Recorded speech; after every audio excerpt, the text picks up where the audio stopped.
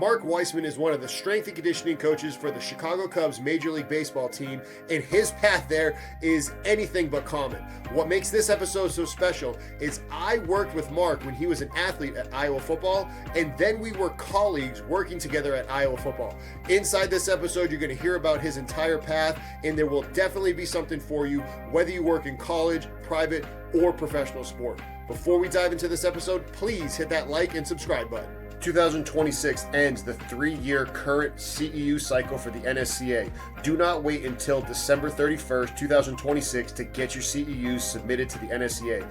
Get it taken care of now with an annual membership to Strength Coach Network, where you will get access to Performance Coaching 101, 102, 103, with each course giving you access to 2.0 NSCA CEUs. If you also need CSCCA CEUs, those same courses come with 10 CEUs to the CSCCA. If you need CEUs to the NSCA, CSCCA, you need help getting reinstated by going through all the process for the CSCCA from last year, or you want to just make sure you knock out everything for the NSCA with this year, 2026, being a reporting period, please reach out to us at service@strengthcoachnetwork.com. We will get you taken care of. We'll help you get everything lined up so you can keep your certification and you don't have to worry about anything other than coaching your athletes. Again, you can click the link down below for more information or email us at service@strengthcoachnetwork.com. Okay, like I said, I don't always believe things that I hear because people talk, and like, here's a simple example. Jake Flint, who was the head director of athletic performance at LSU football, news broke that he got hired by the Packers. So I texted him. I was like, hey man, congratulations. He's like, it's actually not official, but like, thanks anyways. Yeah. And I texted him, I was like, son of a gun, this is what I get for believing the news. So I heard some stuff about you. You already had one of the craziest stories to begin with, dating back to 2011. Yeah. So your last 15 years have been crazy. Yeah, it's all crazy. Like, that's absolutely insane. I'm an extremist. Yes, you are. You don't really have like, I mean, that's why Discipline Equals Freedom is like probably the greatest. Have you read Dichotomy yet, though? Yeah. Okay, I was about to say maybe you need to read Dichotomy. No. Yeah, Discipline Equals Freedom, extreme ownership, right? And then like Dichotomy is like, okay, well, maybe we actually don't need to always be this and this. Yeah. I mean, I needed that book too, because I'm similar, but I'm not as I don't know the best way to say it. I'm not as blessed physically as you to be able to display my strength. Yeah. I mean, anybody listening right now, like Weisman was like, I'll try this powerlifting thing out. I can deadlift 700 plus pounds. This is pretty easy. This is sweet. Yeah. and then I couldn't run anymore, so I'm like, yeah, we can't do this. Right, just but like down this path. So back to Jocko, like that's why he's all about like, hey, I want to be able to like, I still want to do this. I want to be able to do this and like be able to do multiple different things. Yeah, it's I guess like training in general is like I could do block where I know I'm going to get the most benefits, but I still want to be an athlete in my eyes and like still train that way. So like vertical integration really is the only way. With daily modifications as I get older. After 30, 32, now it's like, all right, if I like did you ever watch the Terry documentary? The wrestling one on brands? No. So it was like Gable had a really good point in it. It's like, you're getting older. When you feel good, I want you to train really, really hard. When you don't feel good, I want you to rest. So it's like, as you get older, like that's kind of the thing. It's like, okay, let's train hard when we want to, then let's let our bodies actually recover. How do you handle that? And then how do you handle that with the athletes that you work with? Because you're, like you said, you're a switched on disciplined guy. We'll dive into your story more. I mean, I knew you as an athlete. I knew you as a intern, then I knew you as a colleague. And like you were the guy that was like, I don't give a fuck how I feel. I am training and I can get this done. Like I am Mark Weisman and I can do it. So how did you get to that point? And I'm saying it because you did it as an athlete, you did it as a coach. Our listeners out there might have athletes that can't understand that mindset, or you have coaches that were like you and like me and need to hear it from somebody as an athlete that you were and a coach that you are. Yeah. So I think as an athlete, I understood it more and I listened to you guys when it's like early on when I first got to Iowa, I was in the developmental program, and like I was like spoon fed a little bit, and I didn't need that or want that, so I would go train on my own a little bit because I needed that. I felt like to continue to hold on to the strengths that I had built.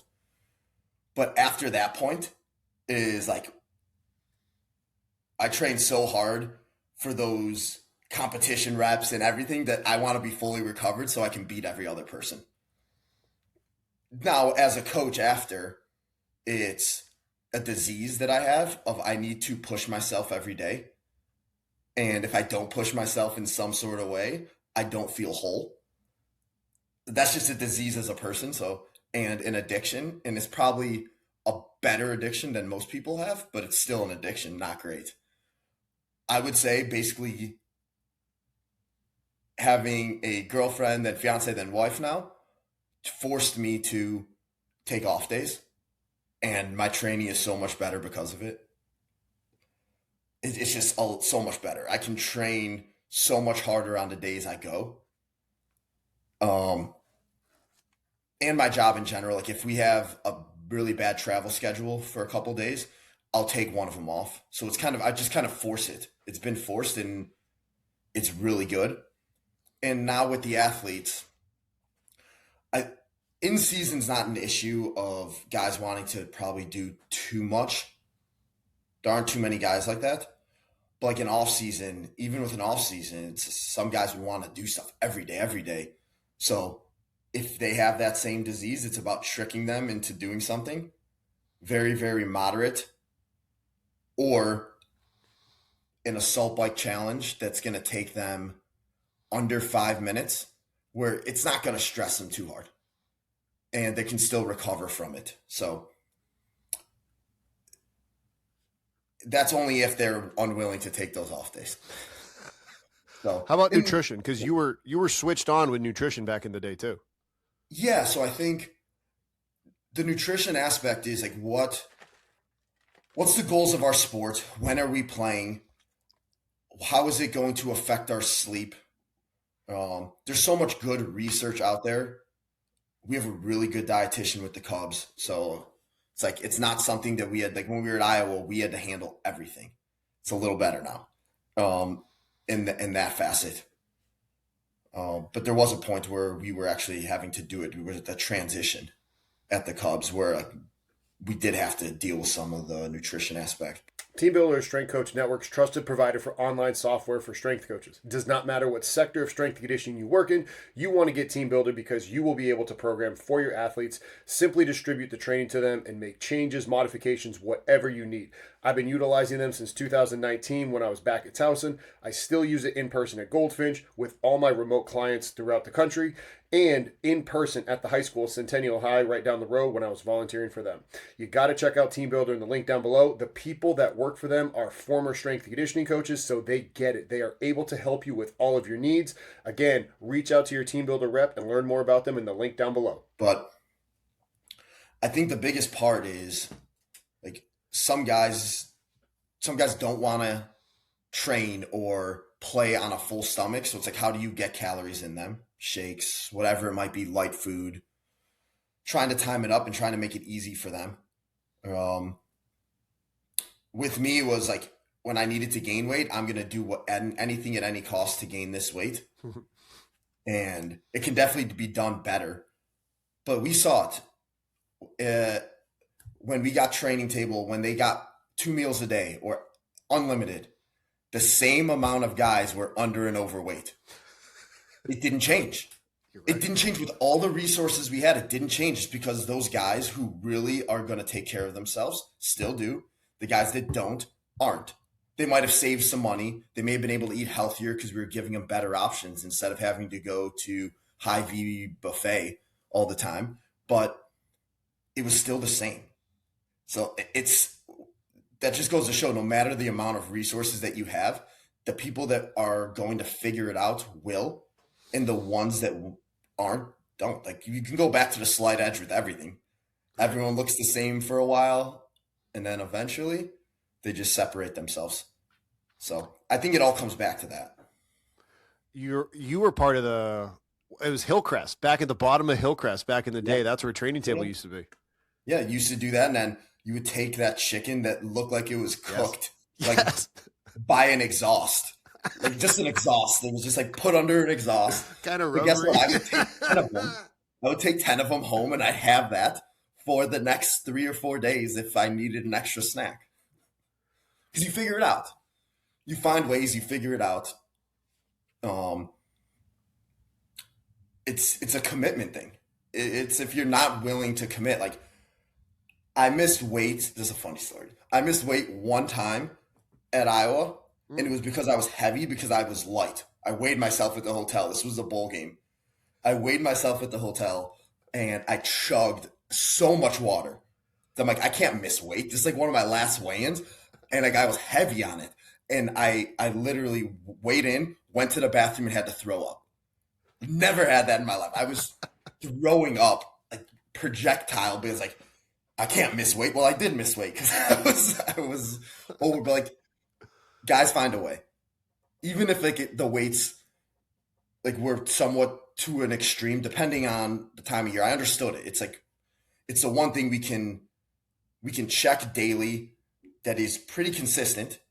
You step on a scale; it's very quick to do. But like guys, we were chugging waters, like everyone was, like to a degree, or some on the other end, guys, you couldn't cheat it the other way. I heard stories of some dudes were like pushing each other, like their dorm, like off desk chair that had wheels, like they were pushing that like a prowler to try to burn calories the night before. Crazy stuff guys were doing.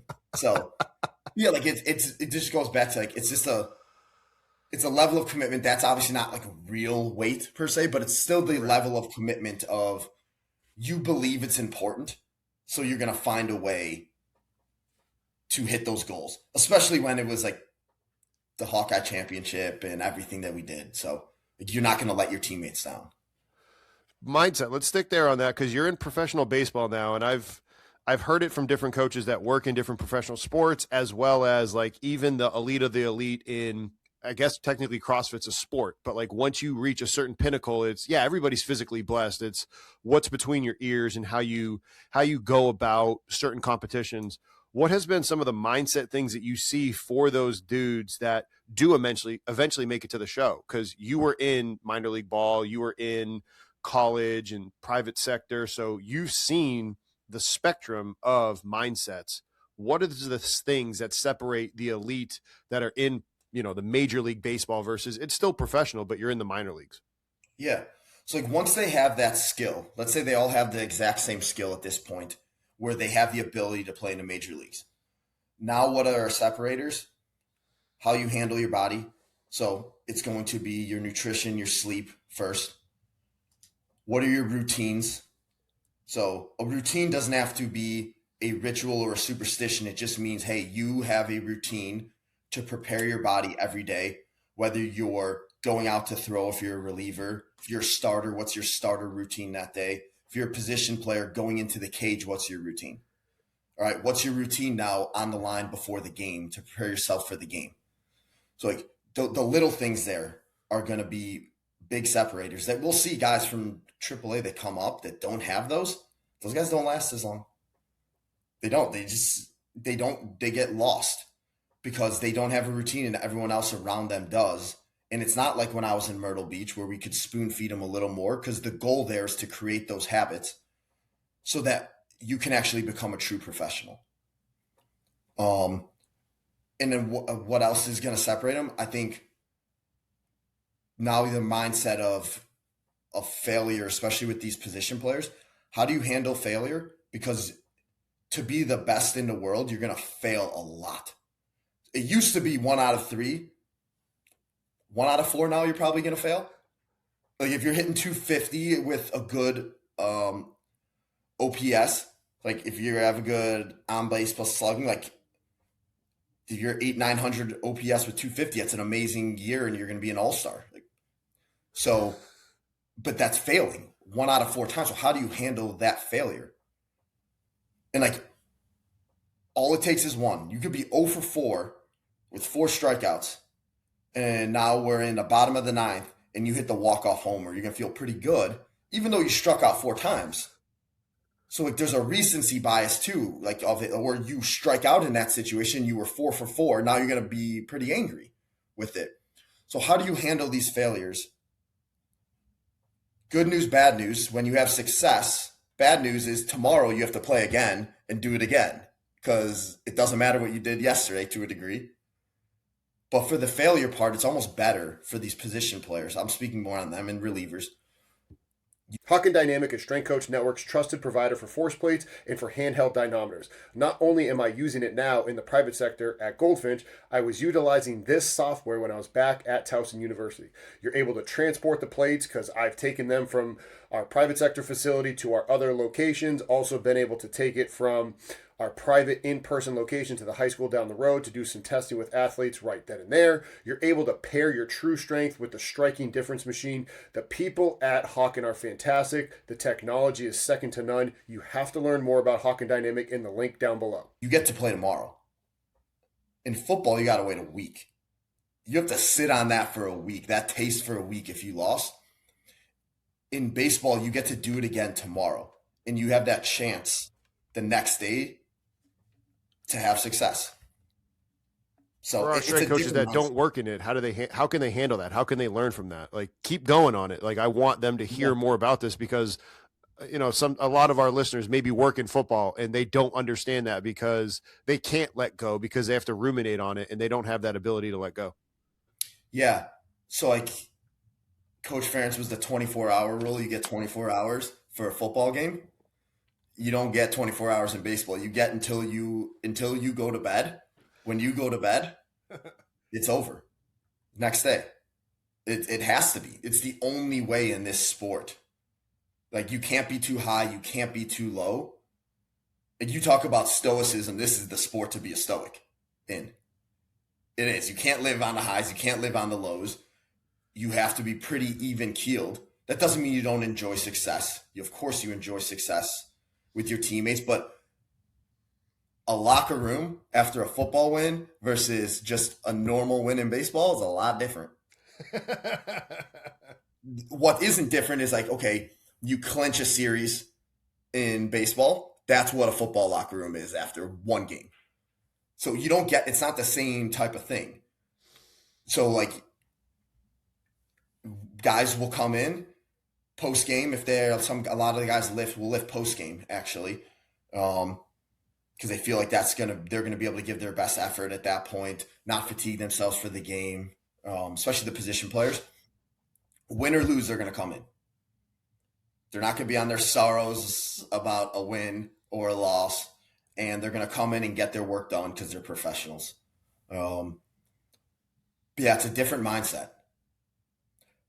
They have similarities in football and baseball. Football and baseball, there's a lot more walking around and standing around than there actually is gameplay.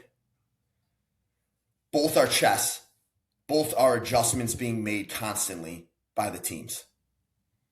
There are some, and both are strength power sports with shorter, especially now with the pitch clock. Short recovery, go. Short recovery, go. Then you're going to go sit for a while. So similar there.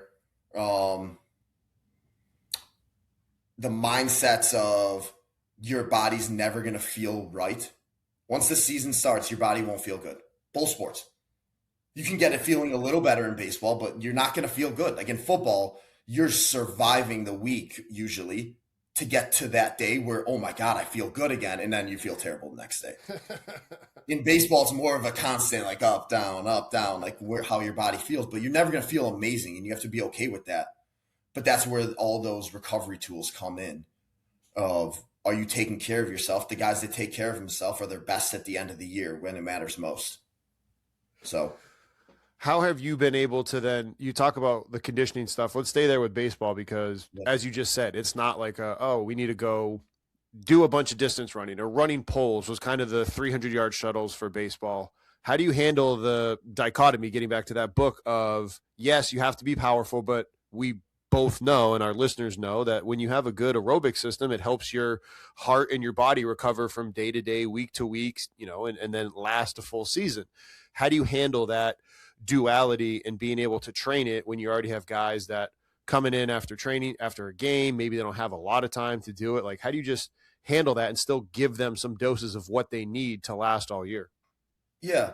So I'll go with our starters first because they're on a schedule. They are the easiest and arguably It's like having a football team common. within the baseball team, almost. It is. No, it's the same thing. So like, guys will lift different days on that, let's say, but we're gonna have a tempo day, right? Energy systems. We're working our aerobic system. Less high, low intensity, 60, 70%. High density, we're not going to rest too much. One of our days.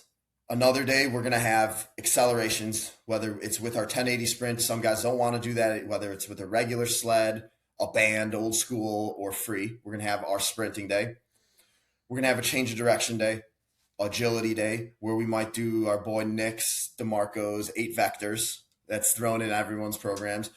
Football routes. You throw a football, these guys will give better effort on these change of direction. And then there'll be assault bike. That's my go-to typically. Every place has it. Every place has an air bike on the road, which is another issue that we have to train on the road too. But everyone has that. And then I'm going to manipulate what we need based on what the guy is doing, what we've done running wise that week. We're going to manipulate. Is it going to be a steady state, longer duration?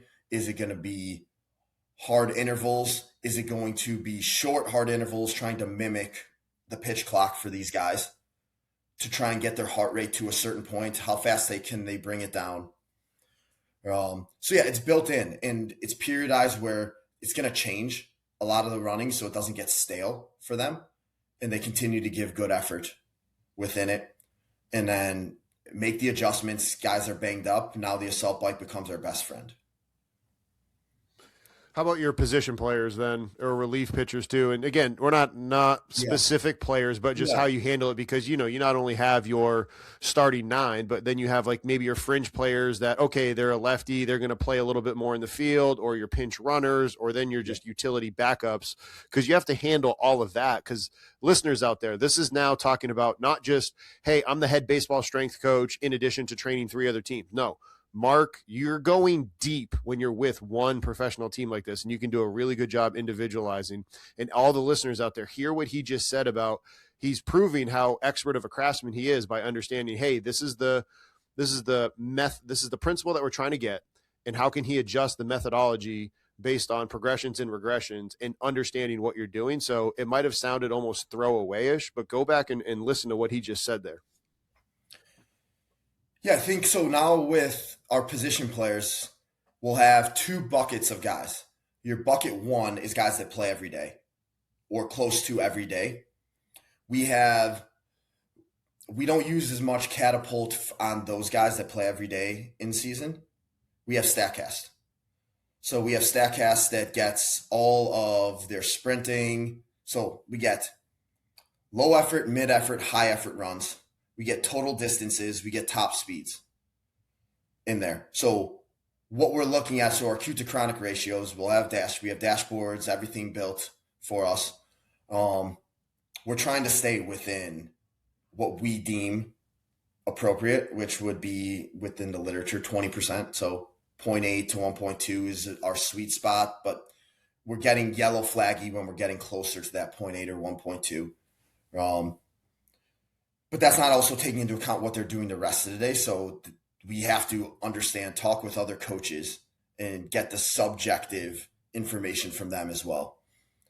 Those guys, typically, we do not need to do any extra conditioning with our position players because of the work that they're getting done. Like they're getting base running work during the days, usually less than we need because most of the time we're getting it within the game for them. And these are guys playing every day because there are very few off days that we get. So they're every game in play, you're going to get between 1,000 to 3,000 feet of total distance. And that's only when the ball's in play. That's not counting when you go from If you're a right fielder and you're in the third base dugout, your distances significantly go up. We've done enough testing with this that we know exactly how much volume they're going to get just from that alone. Powerlift is Strength Coach Network's trusted provider for exercise equipment. Made here in the USA, right down the road in the state of Iowa, Powerlift has the ability to customize whatever you need in your room, regardless of the sector of strength and conditioning. If you need a massive, big room, they have the ability to help you with that. If you're confined with space and you need to get creative, their reps are able to help you get what you need done and being able to get any customizations that you or your organization want with your logo on the equipment. Click the link down below to learn more about Powerlift, and if you have any questions about them, please feel free to reach out to us. Which is going to be the majority of their volume that day, is going to be going from right field, jogging in. It is. It's crazy. So we have all of this. We have all this information. Typically, those guys don't need much. Now comes the guys on the bench. How do we prepare them? Okay, how do we prepare them to make sure that they're ready for that game?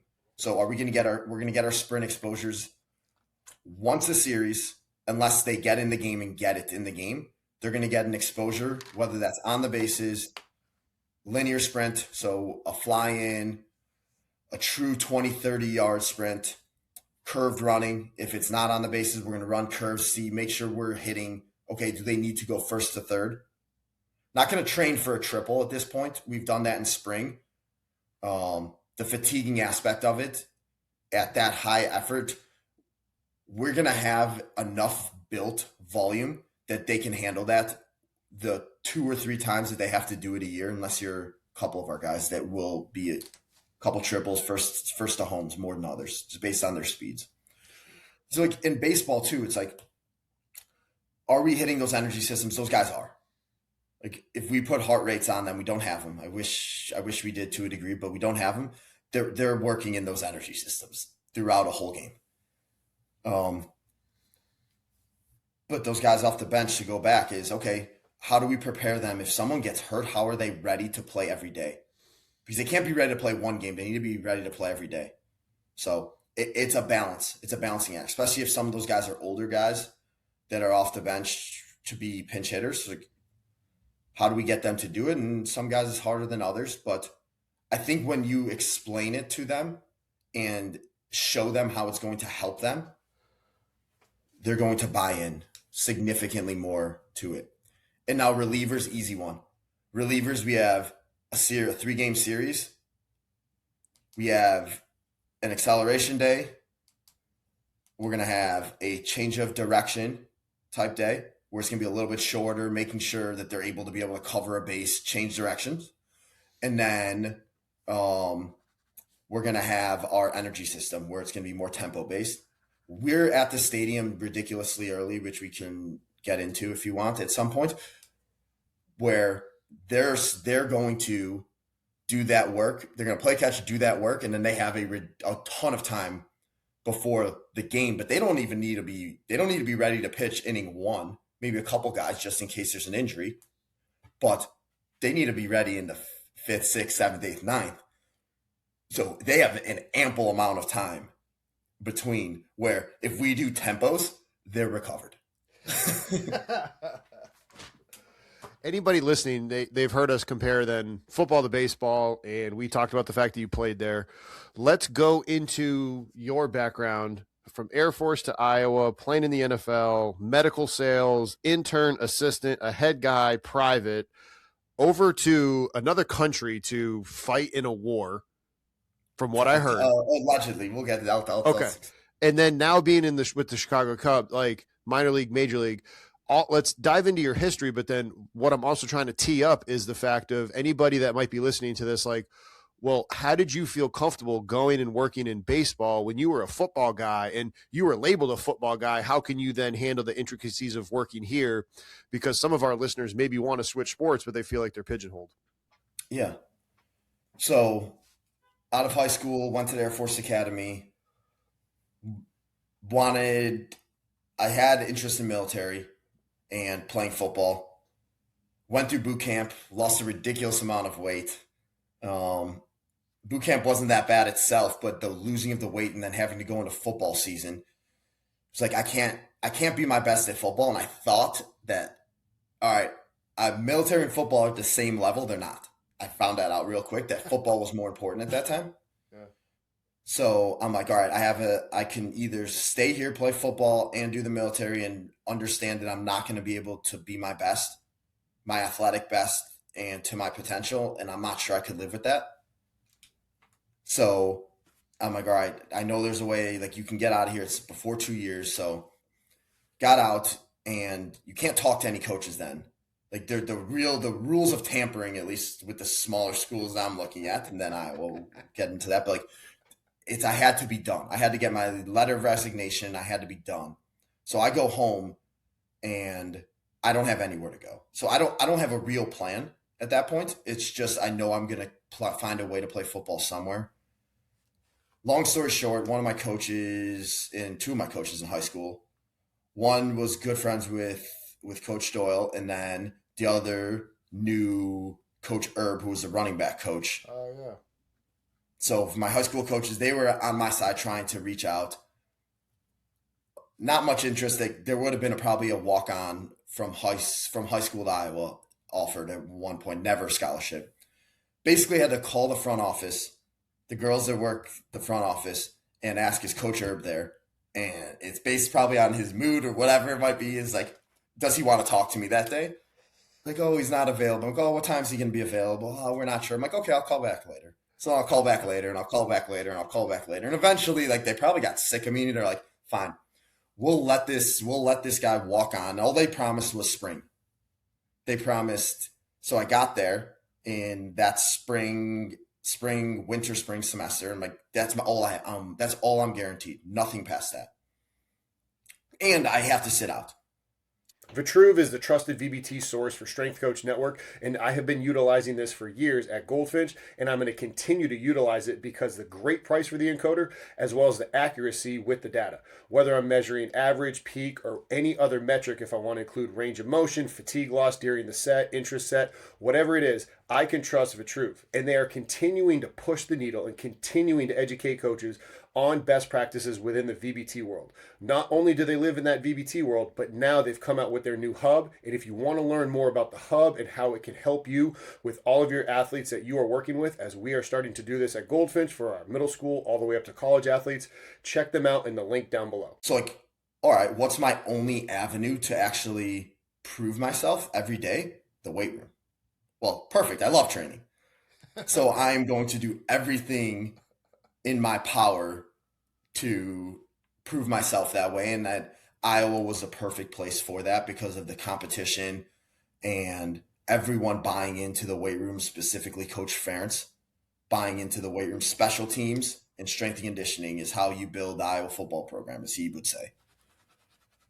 So basically, work my way into not even a backup role because I have to sit out that year, but every Devo period, I'm going as hard as I can, trying to prove myself for the next spring, because next spring I am now eligible. So next spring, do well enough, come out probably third string fullback.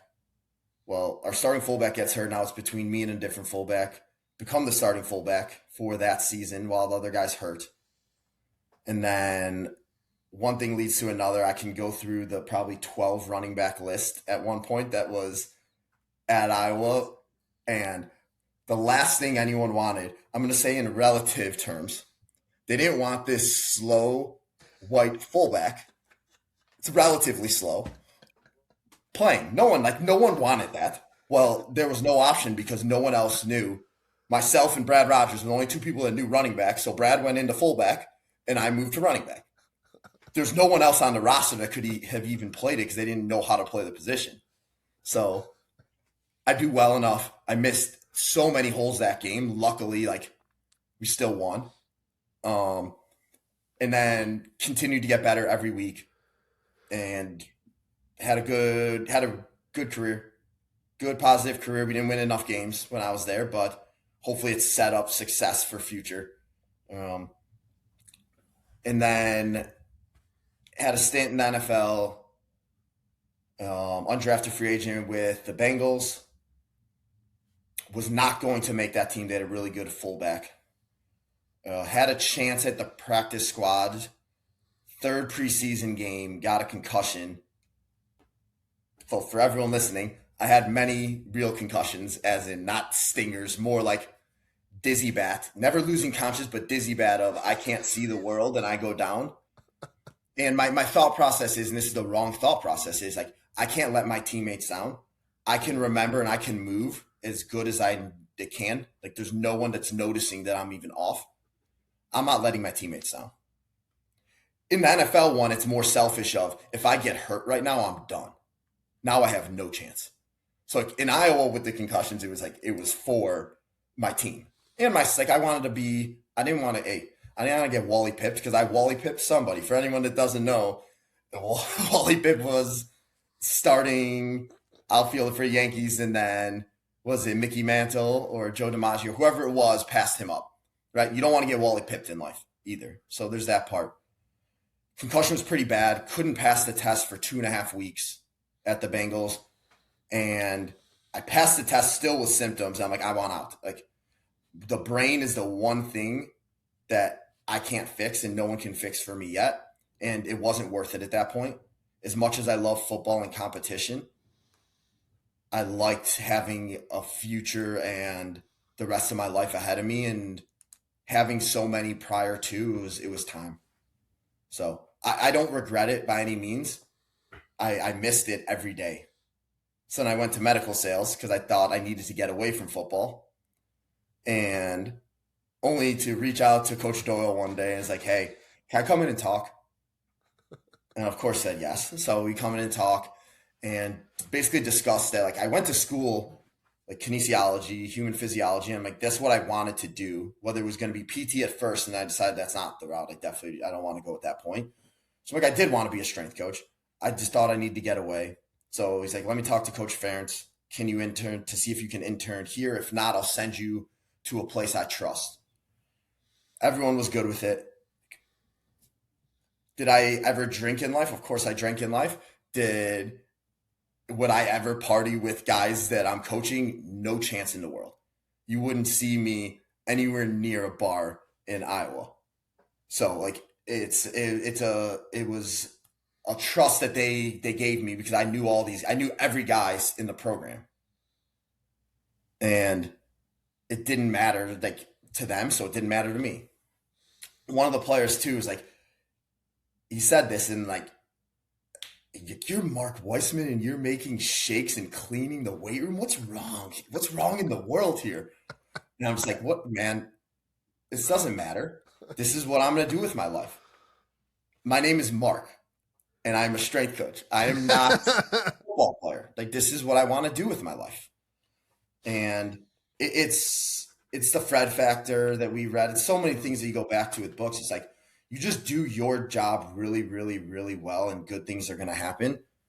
And Joel got a job with Dell State, and one of the roles opened up, and it was right place, right time for me. So I got to stay with the place that I love more than anything, with Iowa. So was there through 2019, I believe it was 2019, when we went to the Holiday Bowl, and then got the director job with SEMO, and COVID happens. And that was right when COVID happened. So I was there. We get to spring. We're about to start like spring ball and everything. We had started, and then COVID. Yeah. So what I'm doing there is it's Missouri, so it was kind of nice where you could still roam around. It wasn't shut down, but the university was. So I brought sandbags, dumbbells, everything to my apartment. I trained, and then guys may or may not have trained in like the area that I had around me and parking lots. So yeah, we had some guys doing that who needed to get some work in, because they didn't have anything. They had tiny apartments. But then kind of realized I've been so selfish in my life for so long that I felt the need. I need to go back closer to home and be around family. I hadn't done it for so long, and I did feel the need. So same type of thing. I go back. I actually have a job with the place I used to work out at, which was called EFT, Sports Performance in Illinois. Dasher is Strength Coach Network's trusted provider for timing gates for your athletes. Whether you're trying to run A-cells, curve, flies, change in direction with the Pro Agility, the 505, modified 505, whatever you want to do, get valid and reliable setup with your Dasher. I had the black, the blue, and now we have the silver at Goldfinch. We're completely moving over from the blues to just only having the silvers. I only test my athletes on the silvers because it has helped me save so much time, whether I'm going from Ankeny over to Nevada or Ankeny over to Huxley. Whatever I got to do, I save so much time, and I want you to be able to save so much time with your setup because we know that time is precious as strength coaches. Now, not only are you going to be able to save time, but you're going to be able to save money with this great product, and you have a valid and reliable product that has run through countless different articles, as you continue to see online being published with the accuracy of this information. So, if you want to learn more about Dasher, click the link down below to be able to go to their website and learn more about them. And I get there, and it's not the same as it used to be. They had competitors that once worked there working. It wasn't the same it used to be. And unfortunately, they ended up going out of business a couple of years ago, that place. But I love that place to death. But I was working there, and then I knew a different place. It's called Spear, where I ended up working. I had connections with some of the owners there. And even the owner of EFT is like, hey, go talk with them too. He's like, no harm, no foul. Like, go talk with them. It might be more up your alley. There's more science-backed, true foundational principles of it. The EFT was more conjugate without the true principles of it. So I go talk with them. It was a really good fit and match. They're more Poliquin disciples there, which was good for me because it's different than where we had learned from Coach Doyle, and more like the Soviet based and Olympic training based. So it was good to get that end of it, to see it. And I'll never some people who do the Poliquin stuff, they become Policlones. They do. You just have to follow everything. Yes. Yeah. So you don't want to be that, but his principles, and he's such a good and smart strength coach. Yes. But you can't. None of us are Charles Poliquin. We can't do exactly. It's like you never go full in from Tropic Thunder. You never go full. Yeah. Exactly. That's right. Yeah. So I worked there, and I loved working there. And then I was coaching my high school football team too. I was a running back coach there, which was cool. It was awesome. But I missed higher level sports, I think, still. I liked working with all my general population clients. Some of them were treated like athletes, but those were awesome. But then there's others, the general population doesn't have off seasons. They're the ones that pay my bills. So you have to train everybody. If you're going to work in that specific private side, it's not Exos. It's not the same where it's just athletes.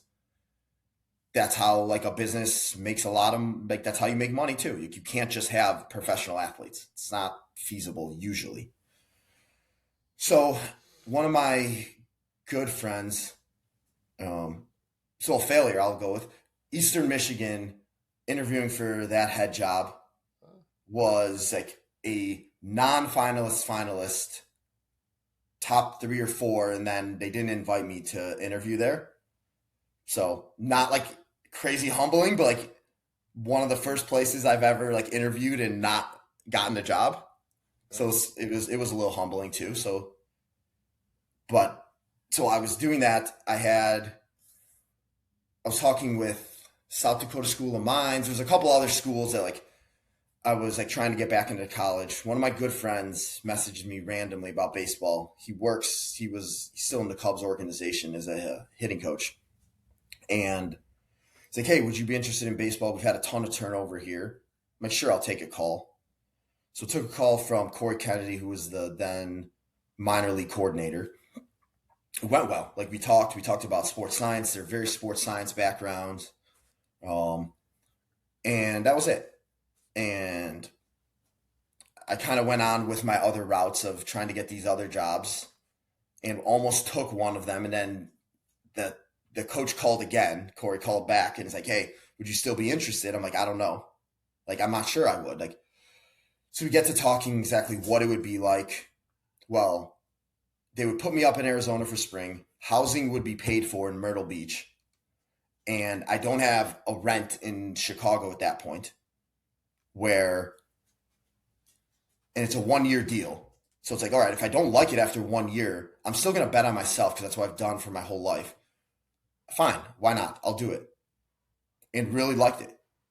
And then one thing led to another. I was going to go to Tennessee the following year. Well, one of the assistant strength coaches in the major leagues left. The minor league coordinator then got promoted to that job, and we needed a minor league coordinator, and I'm lucky enough that the people around me entrusted me with that opportunity. So I was a minor league coordinator started at 23, and then 24, starting of 24. And then I'm not going to get political on any of this, but I'll say October 7th happened. I'm Jewish. October 7th happened. I'd been to Israel once and loved it more than anything. I almost tried to stay there then in 2016. And I'm like, all right, not for whatever reason, but like this hits home more than anything has since 9/11. And I was so young at 9/11. But how do I help? Well, I'm going to go join the IDF if I can. Well, the issue with that is, one, I'm too old technically. I don't speak Hebrew at that point. Yeah, so I don't speak Hebrew, and so they're not going to let me in. I tried everything. I tried the U.S. embassy here. I tried like the Israeli embassy. Like, no, we're in a time of war. We don't have time for it. So what I did, I got an email from a program that I always get emails from, and it goes to my promotions. For whatever reason, I looked on Google, and it was a chance to go volunteer in the farms out in Israel. And I'm like, all right, sweet. How do I do this? Well, luckily we had a dead period in baseball at that time. So you get 4 weeks of dead period where minor leaguers couldn't come in. You can reach out. They can reach out to you if they need the program, but you program. That's it. Well, it was a perfect time. So I asked permission from the Cubs to do it. If they said yes, thankfully. If they didn't, I still would have went. And I would have lost my job, and that's fine. But I go out there. So I go out there. You work in the farms, and we're doing such a small part, and I'm not sure how much we actually helped. But you would go out there, and the people would just thank you for the support, everything out there, because a lot of the people in the farms, a lot of them were from Thailand, or they were in Gaza, and that's who worked in the farms. Well, now that border's shut. And the people who were in Thailand, who were from Thailand and Israel, a lot of them left because of the war. So they were understaffed. So I felt the need. And it was a selfish and selfless thing at the same time. Selfishly, I needed to do it for myself.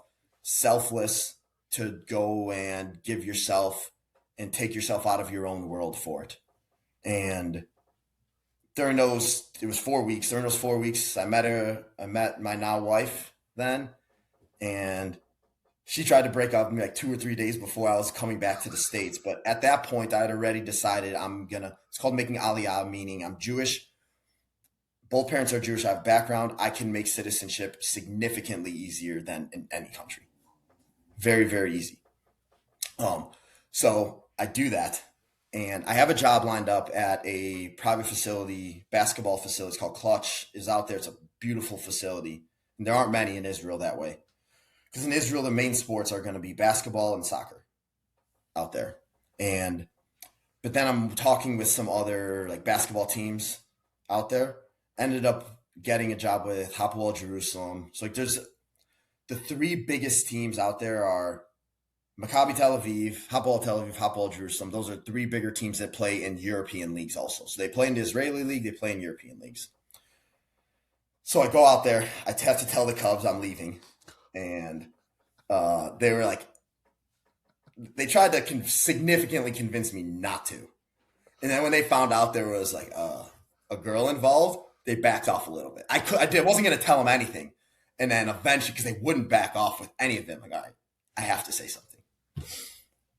So I'm out there doing that job. Everything is great. I love it out there. Cubs call and seeing if I'd be any sort of interested. They hadn't filled my position. They were just kind of internally filling it together. And I'm I don't know. Let me talk to my girlfriend at that point. And she was willing to come back if that's what we wanted, and it made sense to come back at that time. So we came back, and I came back to that same role as minor league coordinator for the 24 season. And after 24, they let go of our major league strength coaches. So from there, now I interview for the major league strength job, and myself and one of our other strength coaches internally got the job. So that was last year, and now same role, same exact role this year. That's been the path.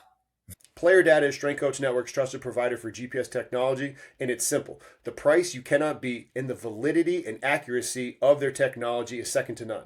The price is outstanding. Go ahead and reach out to them to learn more about the pricing specific to you and however many units you're going to get. And then the validity. Player Data has been tested and run through FIFA's validation process for FIFA to then be utilizing Player Data technology. FIFA, we all know that name. They would not be utilizing a product that cannot live up to the competition and cannot be able to provide real, live, and accurate data. Player Data is able to do this. Not only do they have great software and hardware, but I know that the customer service is fantastic because I have worked with these individuals before. Click the link down below to learn more about Player Data. Very, very, very unconventional, especially in strength and conditioning, where it's like if you get out, it's really hard to get back in. We know that. So when you go private, I understood that, and I was willing. I knew that that's part of it, but family was more important at that time. And then I get back in, but I get back in a completely different sport that I relatively know very little about. And so to that, did you ever have like imposter syndrome with it? Because some of our listeners have talked, guests have been on the show that they don't feel qualified for it. Did you ever feel that, and how did you overcome it?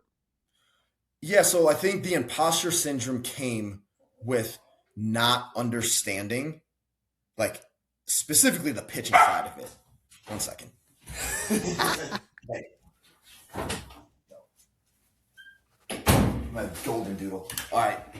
So the imposter syndrome, I'd say, came with like the pitching side, like truly, like I understand strength, I understand power, I understand energy systems, I understand residuals, periodization, and a lot of that applies to our position players, right? I don't have to pitch. I don't have to coach these pitchers. It's not my job. It's not what I want to do. It's not what they want me to do.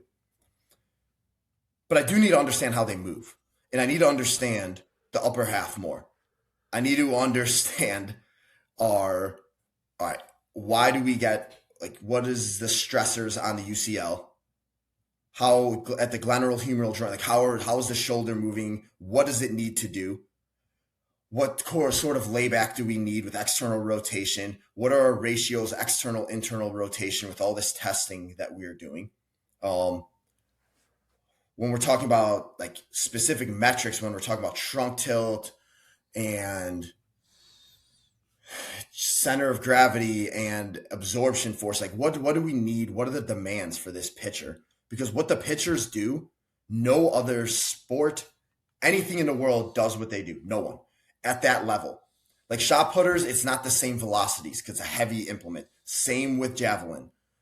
Golf is more like a position player swing, but it's not on it's not on like one specific, the elbow joint and shoulder too. Like it's the only thing that's repetitive over, monotonous to the same thing. How in the heck do we protect these guys? Especially when we're trying to get strength and power and velocity. Well, we know with gaining strength, power, velocity, we have to absorb that too. So what's going to break? If we don't build the whole system for them, something's going to break. Down the chain, something is, especially when we are improving. So it's like, okay, well, we want to get them to improve. Well, how do we get them to improve not too fast where they're going to get injured? And if we do improve them too fast, we have to be willing to take that risk that they could get injured. So, yeah, there's definitely some imposter syndrome there. So what I did, I learned. And I'm never going to be an expert. I don't want to be an expert because that's not my job. And I don't want to spend the time. But I want to understand, all right, what are the stresses? When they're trying to change something mechanically, what can I do in the weight room to help? Not specific, because specific is the field in the sport. I don't need to be specific. But ranges of motion and being able to produce, accept, absorb forces, like that matters. And that's what I train in the weight room. That's what we all train in the weight room. But it doesn't need to be specific. I'm not going to get them in their pitching, in their wind up. Like, I'm not going to get them in those positions and then like put a fake ball in their arm and like get a band and get it exact. Like, no, I'm not going to do it while you're in a specific position. We're just going to get you in those ranges, and we're going to go through concentric work, isometric work. But now we have isokinetic work with all the machines that we have, and like overloaded eccentrics. We have so many tools that we can do, and it's about understanding like what we need to do with each guy. Everyone's going to be different.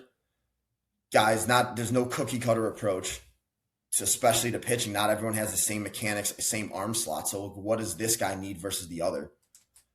In the minor leagues, individualizing is similar to college football, where you can't do it as much. It's bucketed, and then you individualize on specific basis. Well, in my role, everything's individualized. It might be a basic program, but it's still individualized for that guy.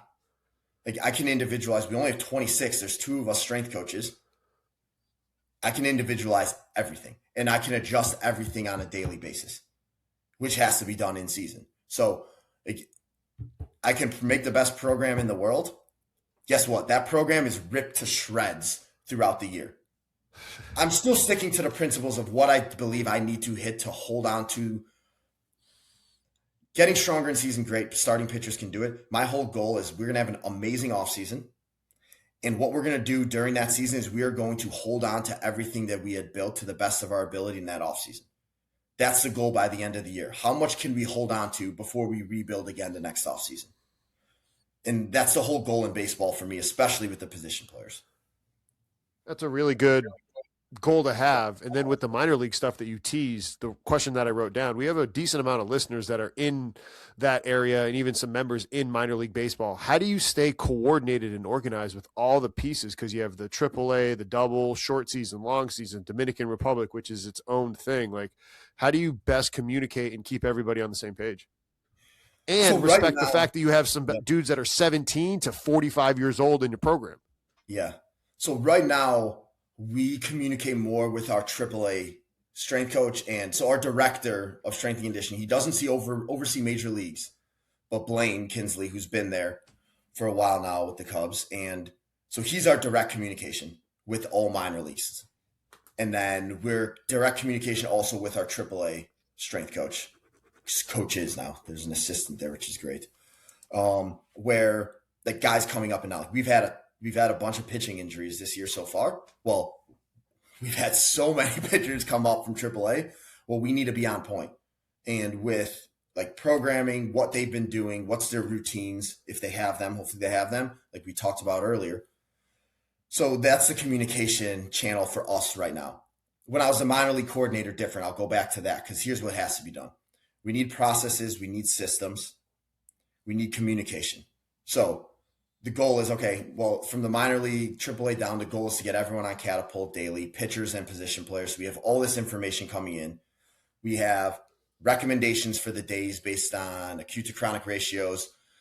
We have training logs of what guys are doing in the weight room. We have as much data coming in. So how do we communicate that daily? Well, every day there's a small note from the coach to the minor league coordinator. Hey, here's what went down. I don't care about the game. Like sometimes the guys would say about the game, I don't care about the game. I can look up the score of the game. I used to watch half of them, more than half anyway.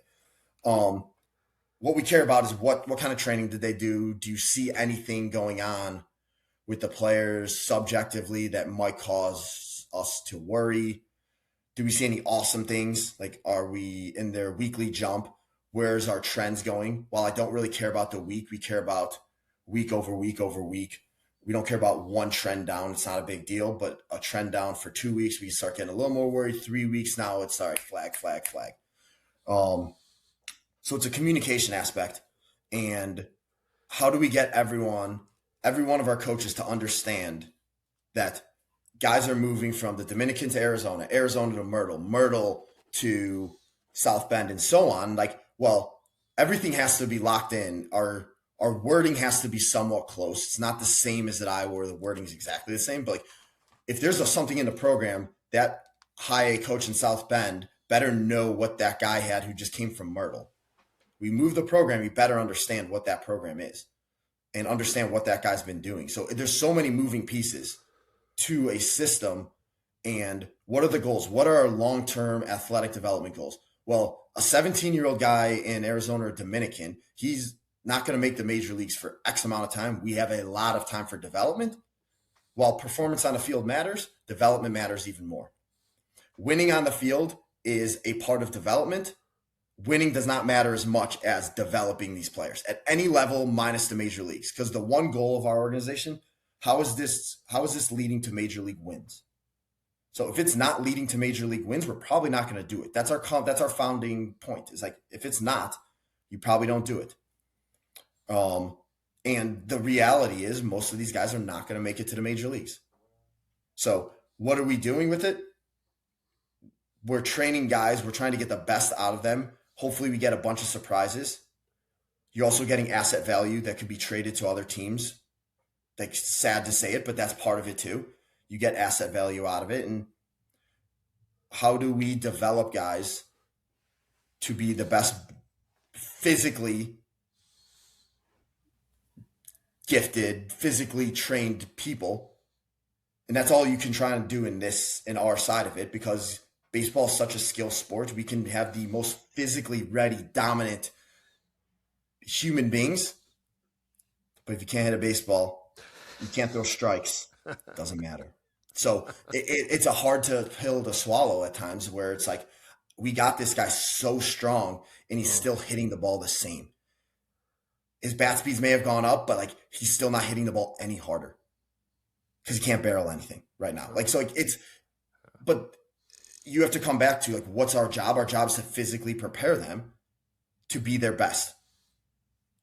And that's how I believe I should be evaluated, and this field should be evaluated, while sometimes it's not. Yep. At times. Like, I will take any sort of responsibility and accountability for any injuries that happen, soft tissue, whatever it might be. But there's so much that goes into soft tissue injuries, whether it's workload, whether it's how much did they sleep, what's their nutrition like, how stressed are they? Did they break up with their girlfriend? Like, there's so many things that go into it. And then one bad thing happens, you get put in a bad position, or you weren't ready for what you did. You didn't prepare yourself that day. There's so many things that go into those. If we understood injuries, then there would be none. And if somebody knew exactly how to full on prevent them, get rid of them, that person would be a billionaire. And none of those exist. But there are ways to mitigate those things and be smart with how we do those things that will hopefully reduce those chances. Amen. What do you think then? How should strength coaches be evaluated? Is it based on how strong you get them, or the fact that, hey, they were able to play games and they could play games in practice, and that's about as good as we can do? We're not the one making sure that they're throwing strikes or hitting the ball.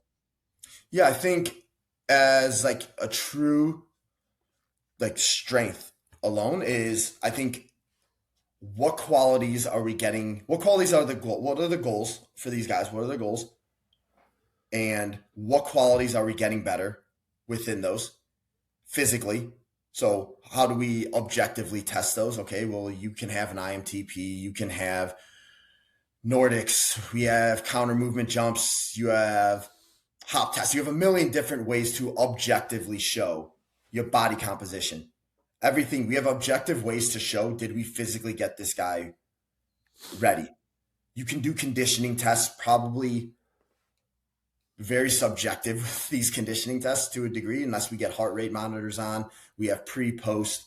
I think that's part of, like, it's a really hard job to evaluate. So I think that's your number one of evaluation.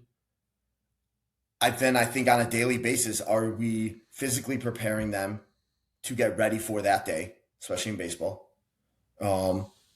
And like, now on the sports science aspect of it, like, are we understanding workloads, tracking the workloads, making recommendations based on those, specifically in my role to athletes and coaches, but like more to athletes, like understanding day, like how are you feeling? There's just the subject of putting it in. But how do we, it's a whole system, and it's not a good way. Like, as on a private side, it's more simple, right? You have all those tools I just said, 10 yards, 20, 40s, whatever you want to do. What was our pre, what was our post? What was our pre-body composition? What was our post? What was our pre-strength numbers? Whatever that movement is that we're doing, squat, deadlift, split squats, RDLs, did we improve on those things? Like, are we physically better than we were? Probably did a decent job with it. The only way to evaluate a true strength coach is a strength coach, though. What was the program? What was the plan? Did you do well in spite of or because of? Like, you could have had the worst written program in the world, but you trained an undertrained athlete and you did some negligent things, terrible things, and they got better. Yeah. Or you had the best program in the world. You held that person accountable when they were there. They did a decent job, but outside of it, they drank, they didn't sleep, they played video games all night, and they didn't get that much better. So there's a lot of gray area in all of this. And like, the only way, as the minor league coordinator, how can I evaluate the strength coaches? I can see what they're programming every day, can see how they're interacting with athletes. What are they getting out of those athletes? How they handle all of the sports science stuff and technology that we have now that we've taught them. How are they organized? And how is their weight room organized? How is their programming organized? How is their flow organized? Are they setting things up for safety? Are a ton of guys getting hurt in the weight room? Injuries happen, but are guys getting hurt in the weight room because whether they're not being coached properly or whether things were set up improperly and they got hurt because they tripped over something? It happens, especially in a minor league system where you're training at terrible places or you're going to the local Y. So it's like there's different parts. And if you didn't come from a football background and a power four now, you don't understand organization. If you didn't work for Coach Doyle, you don't understand organization and attention to detail. Like, you just don't. Like, I'm not just Coach Doyle. There's other strength coaches that you can learn from too. But like, you didn't learn those things. And if you didn't learn those things, and we get strength coaches that way who are amazing strength coaches, but they don't know how to do that part, we fall into some issues when we do have to train in groups. 100% agree. And the thing that I was then going to ask about was cultures, and how do you create cultures? And our strength coaches that maybe aren't in the minor league system, they have to then apply this to their different weight rooms or different staff members. And you're in an interesting position because you were a part of Enter the Black, didn't work. You saw the slight edge. You saw how that worked and how it related to Break the Rock. For our strength coaches that are trying to recreate good cultures organically, like I said, you've seen something fail, you've seen something succeed. What are some common threads so that way coaches can be more likely to succeed? We can't guarantee it, but success leaves clues. Yeah, I think who are our sponsors player-wise as a coach now? I'm talking who are the sponsors of this message? Are they buying into it? Who are, like, those are typically going to be your captains, right? You have your captains, right? Now you have the guys that are the in-betweens on the team that aren't your captains, but have probably more influence than your captains because they're more well-liked than your captains, who aren't as usually well-liked. I'm talking more at a college level now. And those guys need a buy-in. If you don't get that buy-in, the culture will never change. You can have the best coaches, strength coaches, position coaches, head coach. And if the players don't buy into it, it doesn't matter. So that you have to be able to get that buy-in from those types of groups, and they'll follow. Now, on the other side of it, the coaches have to buy in. If the Enter the Black or the Slight Edge, if Coach Ferentz doesn't buy into it, or if the coordinators don't buy into it at all, it's not going to work because they're going to talk shit about it or whatever it might be. And guess what? Now they're going to talk about to the players, and then it's going to be a la joke. And now a joke is not culture, right? And a culture isn't just words. Words are a way to remember that this is our culture. The culture is every day, how you live your life. It's your actions. So words are the first piece of it. And now where are our actions? So what are your actions as a strength coach? Do you show up on time? Do you train to a degree of like, are you physically fit? Right? Do you sleep at night? How do you handle your nutrition? How do you handle your conversations? How do you handle your appearance? Because people feed off of that. How's your energy that day? Like, you better be the same person every day. Whether your dog died or you had the best news of your life, you just had a kid, I'm going to be the same person at work that next day. Because guess what? That's what's expected of me. And inside, I don't feel that way all the time. That doesn't mean you can't have feelings. Everyone has feelings. Mental health is huge. I fully believe in mental health. But part of my mental health is that I'm going to be really, really good every day. And if I'm not, that's unacceptable for me. That I need to be really, really good. And sometimes the outcomes aren't good. Maybe I trained a guy and it wasn't a great training session, or I wasn't as focused as I could have been to my standards, but I'm going to be as close as I can be and give my best, because that's what people deserve. So I think that's how culture is built. And when you have a bunch of people that think that way and have higher standards for themselves than any coach or teammate can have for them, you have a recipe for success there. But it takes a special group to do that. And that's why you see a lot of bad cultures, because when losing happens, revolutions start with language. Misery loves company.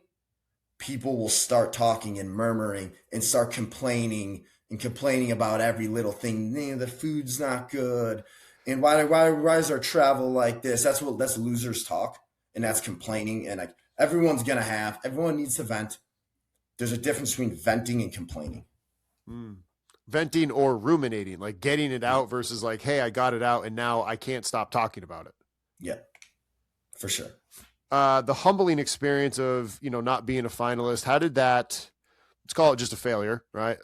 So that way our strength coaches that maybe have other little failures and setbacks, how had that help you and be something that actually helped springboard your success to where you're at now?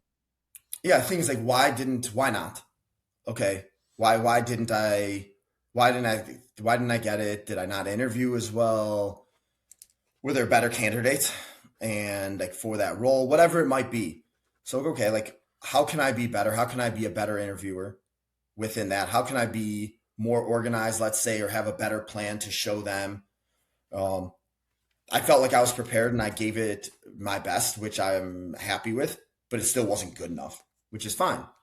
But it's also not going to deter me from, okay, like, what's next? What can I do next? But improvement versus like, was there regrets? There were no regrets with it, but I knew I could improve in certain aspects of it. Like, how do I speak to people? How do I present myself? How could I have separated myself from other people? Could I have done more research on the coach? Maybe. Like, I did a good amount, but sometimes like you can't change who you are, but you can message who you are a little bit better that might resonate more with somebody. Yeah. So it's not trying to manipulate, it's trying to understand how people think. If you understand how people think, well, if you have the same goal, but you're messaging it different, it might turn into like an argument. Versus, okay, we have this same goal, we're arguing the same thing, but we can't get past how each of us think in it. So doing as much research as I can, like, I've always done that. And maybe, I don't know if I did enough that time. Maybe I did, maybe I didn't. But like, for Southeast Missouri, I watched every video that Coach Took ever did to try and get that job. With the Cubs, with Craig Counsell, who's the manager when I was going for this, I watched everything.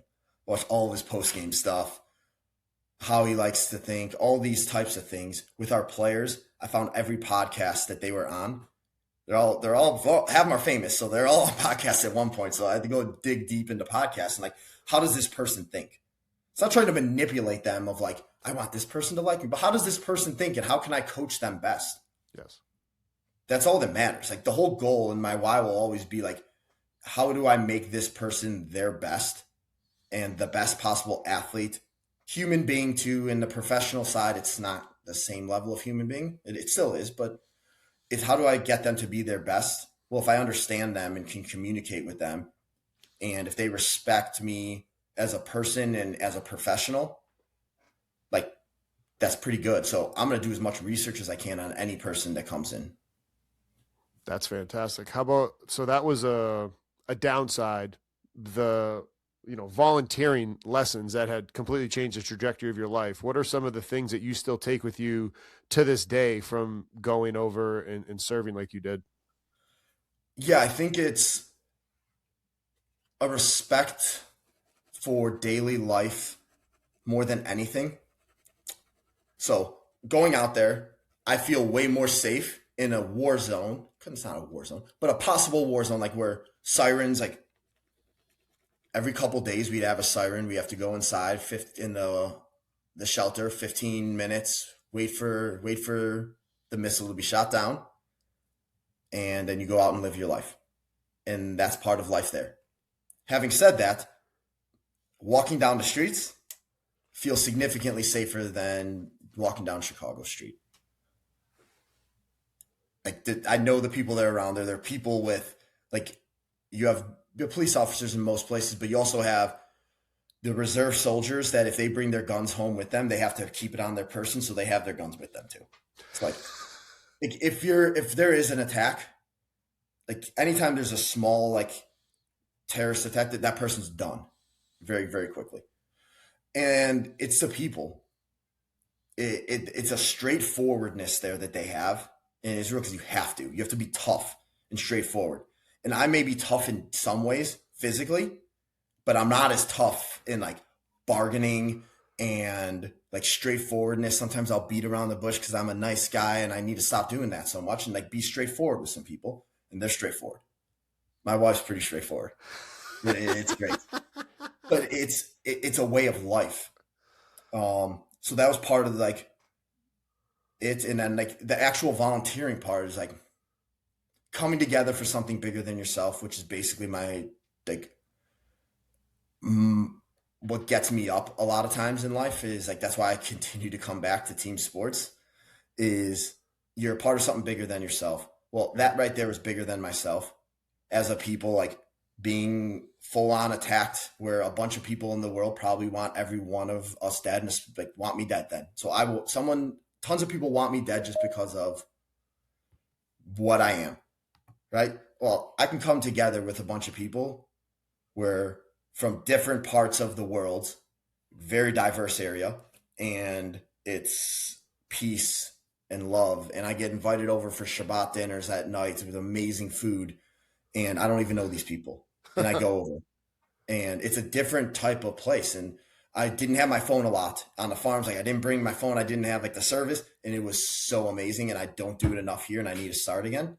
But just getting away from cell phones and technology and like living in the moment, the present.